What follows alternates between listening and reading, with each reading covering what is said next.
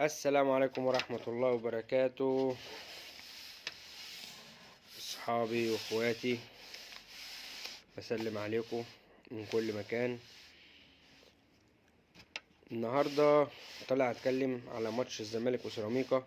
امبارح كنت هعمل محضر فيديو عن الزمالك والصفقات اللي محتاجها الزمالك واللعيبة اللي المفروض ما تمشيش من قدام نادي الزمالك تاني. يعني اللعيبة دي يعني عايز اقولك يتحكموا يتنفوا بره مصر. كنت عايز اعمل فيديو امبارح كده على كام لعيبة كده ما ينفعش يدخلوا نادي الزمالك تاني، ولعيبة الزمالك بيفوضهم. طبعا لازم امير بيه مرتضى ومرتضى بيه منصور واحمد بيه مرتضى يحاولوا يعملوا اي منتج عشان يصالحوا جماهير نادي الزمالك. فالناس بتواصل الوقت مع بن شرقي وساسي من تاني. طب ما هو كانوا عندك وكنت هتجدد لهم، بس يعني كنت هتدفع لهم فلوسهم هم بس، مش هتشتريهم، مش هتدفع للنادي وتدفع ملايين ومليانة وتحتاج رجال أعمال يدعموك ولا يدوك ولا. ما علينا من الكلام ده كله. خلينا نتكلم تاني. وناس في رمضان صبحي وبتاع. المهم، الكلام ده كان في الحلقة بتاعت امبارح وما حصلش نصيب، أخرت عليها. اتفاجئنا النهاردة بقى ايه، الماتش دخل علينا واحنا كنا لسه ما سجلناش الحلقه بتاعت امبارح، فهنأجلها لبعدين، اللي هي حلقه الصفقات واللعيبه اللي هي لازم تمشي من نادي الزمالك. النهارده اللي شاف الماتش بتاع سيراميكا والزمالك اظن يعني ممكن يكون كره حاجه اسمها الكره المصريه، او كره حاجه اسمها لعيبه لابسين فانلات بيضة في قلب الملعب عمالين يجروا ورا الكوره.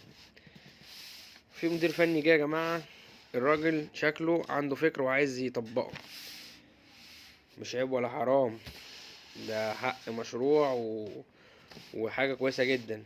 بس انا كراجل شايف على قدي الطريقه بتاعته دي لو استمر بيها في الزمالك احنا هنتفضح فضيحة من فرق الدوري، واولهم ماتش الاهلي في السوبر. مش هنعرف نلم الفضيحة بتاعتنا. يعني مثلا لما ناخد لنا في شوط واحد 4 5 تجوان، المفروض يغيروا ويروحوا ما بين الشوطين 4-1 دي ما تنفعش يا جماعة، ما تنفعش في الزمالك، ما تنفعش. وسط ملعبك انت عندك مين في وسط ملعب يشيل وسط ملعب كامل؟ انت هتلاعب الاهلي ما هتقول مين ولا مين. هتلاعب الاهلي مثلا، انت النهارده يعني هو بادئ برؤى يا جماعه لوحده في وسط الملعب، رؤى لوحده في وسط الملعب. بص بقى البهدله بقى. رؤى وراه عبد الغني، وراه الونش عين اللي راجع من اصابه وصليبي وبتاع، فمحتاج حد يشيله، مش هو اللي يشيل، هو اللي شايل عبد الغني. بص بقى، عبد الغني والونش وقدامهم مين؟ رؤى. انت عايز بقى تلاعب دول، تلعبهم بقى دول قدام مين بقى؟ قدام اليو ديانج، مروان عطيه، حمدي فتحي، كهربا ايوه، وبيرسي تاو، ايوه زي ما بقول لك كده. ومثلا محمد شريف لو هيبدا، عشان كعبوا عالي على الزمالك فهيبدأوه. انت متخيل انا بقول لك ايه؟ انت متخيل بقول لك مين هيلاعب مين؟ انت مستوعب؟ يعني الناس اللي هتقعد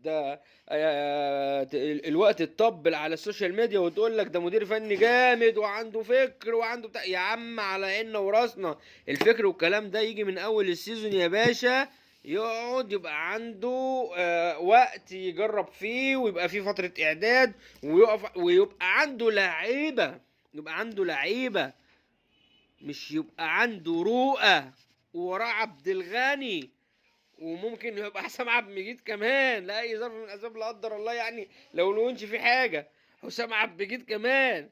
3 دول يقابلوا العتاوله اللي بقول لكم عليهم. انتوا متخيلين يا جماعه؟ انتوا متخيلين احنا بنقول ايه يا جماعه؟ وحاتم سكر يا عيني في الشمال، حاتم سكر في اليمين المسلوسي،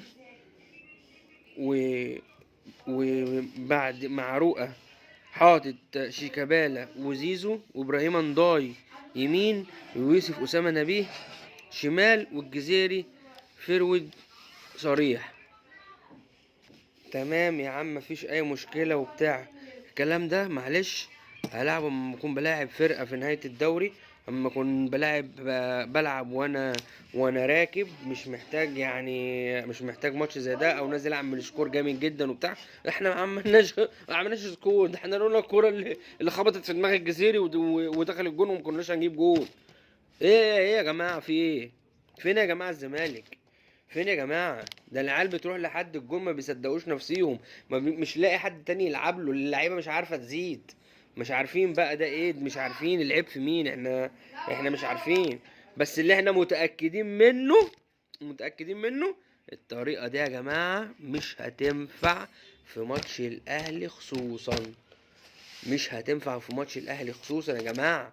يا جماعه ما قابلش المسلوسي وحسام عبد المجيد او عبد الغني وجنبيه الونش وحاتم سكر وقدامهم دونجا، اقابل دول؟ انا بكلم دول عشان دول مدافعين يعني.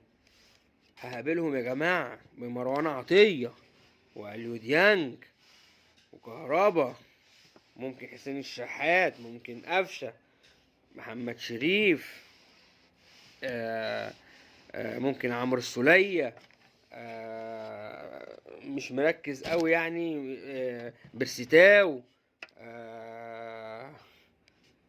بص يعني ايا كان الاسامي كلها بتاعت التلت الامامي للاهلي اسامي تقيله يا جماعه. احنا ما عندناش يا جماعه لعيبه ورا، احنا ما عندناش لعيبه ورا، ولا عندنا، قلنا 100 مره، ولا عندنا لعيبه في نص الملعب. دونجا بتاع بيراميدز لسه ما جاش لحد دلوقتي الزمالك. دونجا بتاع بيراميدز لسه ما جاش لحد دلوقتي الزمالك.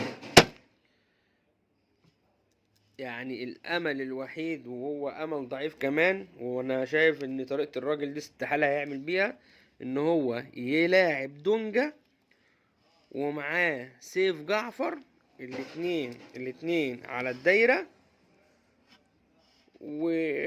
وممكن يعني ممكن زيزو يبقى قدامهم ويسد عشان لياقته كويسة، هيعرف يرجع ويدافع ويخبط وبتاع، لان ابراهيم نداي احنا شايفينه النهارده هو اللي ماسك الناحيه اليمين كلها طول الماتش. ابراهيم نداي خد مكان زيزو النهارده على فكره، ادى فيه شويه كويسين ولعب شويه كويسين وعمل شغل كويس، ماشي لو استمر على كده تمام. يبقى زيزو ممكن يبقى قدام سيف جعفر ودونجا شويه، وبرده لياقته جامده جدا وما شاء الله جسمه حلو ويقدر يخبط ويرجع وياخد كوره ويطلع لقدامه بتاع. الناحيه الشمال يوسف اسامه نبيه ما مش معانا، هو يبدا الماتش خالص. الواد سيد نيمار لما اتنقل النهارده هو نزل في الشوط الثاني لعب مكان المسلوسي، بس بعد كده وداه لعب ايه مكان يوسف اسامه نبيه.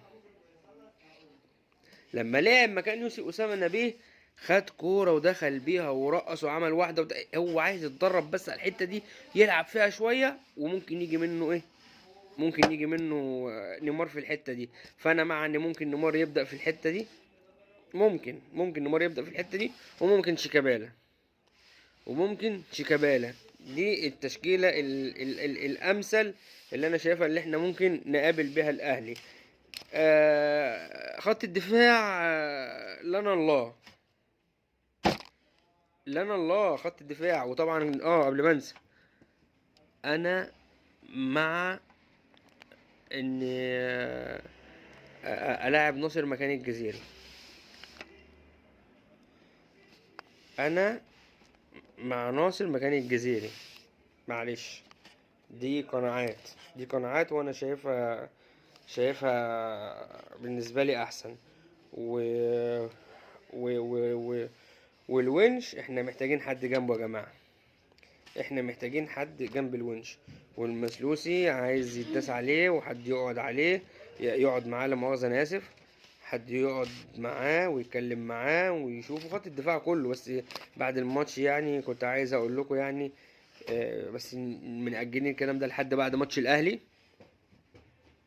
بعد ماتش الاهلي اقول لكم بقى على المفاجآت، اللعيبه اللي ماشيه من الزمالك واللي مش هتشمها، مش هيروحوا فرق في الدوري يا جماعه. في لعيبه في الزمالك ماشيه مش هيروحوا فرق في الدوري. وكلاء اللعيبه بتاعت اللعيبه دي، الوكلاء بتوعهم مش لاقيين لهم فرق يا جماعه، من سوء مستواهم مش لاقيين لهم فرق، مش لاقيين لهم فرق. انت ما شاء الله عندك يعني اسماء في الزمالك وعز الجلال الله ما يلعبوا في مركز شباب اورشليم. لا دول مش طبيعيين، دول لا لا لا مش طبيعيين. احنا ان شاء الله السنة الجاية احنا عايزين تيم كامل بدكة كاملة بفريق كامل محترم محترم عشان نقدر ننافس. احنا ما شاء الله احنا لو خدنا مركز رابع يبقى احنا كده خدنا الدوري بالنسبة لنا احنا كزملكاوية. لو وصلنا رابع الدوري ده يبقى احنا كده خدنا الدوري باللي احنا بنشوفه ده طبعا، باللي احنا بنشوفه ده طبعا. واخر حاجة برضو هرجع اقولها، خطة المدرب دي 4-1 خطر جدا جدا جدا وما تنفعش في ماتش الاهلي او اي ماتش صعب. ده احنا الحمد لله ان احنا مش في افريقيا يا جماعة. ده 4-1 دي احنا لو بنلعب بيها في افريقيا والله العظيم 3 احنا كنا اتفضحنا فضيحة ما بعدها فضيحة. يعني ولا تقول لي بقى الخمسة اللي خدهم الاهلي ولا بتاع، لا احنا كنا ممكن نشيل اكتر من كده بكتير. زي ما انا خايف كده انها ممكن تحصل من اي فريق في الدوري يعمل معانا احنا كده، او مثلا في ماتش السوبر. يا جماعة احنا ما عندناش ديفندر يشيل نص الملعب، ما عندناش مساكين فاهمين كورة، مفيش. ما عندناش باك يمين وباك شمال عارفين اساسيات الكورة اصلا مش ما عندهمش اساسيات الكورة. انا ما لعبوش كورة قبل كده اصلا. الناس دي دافعه عشان تلعب في الزمالك. الناس دي دافعه لوكلاء لعيبه، دافعه بقى لمدربين، دافعين لناس بقى الله اعلم دافعين فلوس عشان يلعبوا في الزمالك. احنا ما عندناش حد يا جماعه، احنا بنلعب كرة عشوائيه وربنا احنا لما كنا بنلعب زمان في الشوارع كنا بنلعب احسن منهم 3000 مره. احنا نكسب الزمالك دي يعني 60 مره، لو لعبناهم 30 نكسبهم 60. الواحد زهق والله، مش عارف اقول ايه اكتر من كده. انا زهقت واشوفكم المره الجايه ان شاء الله، والسلام عليكم ورحمه الله وبركاته.